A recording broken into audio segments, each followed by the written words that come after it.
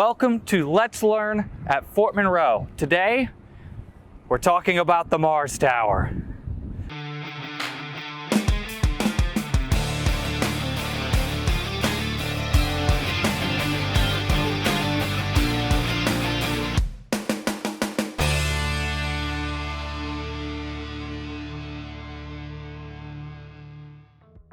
Completed in 1943, this reinforced concrete structure was filled with signal flags and lights to be part of the radio silent communications during World War II.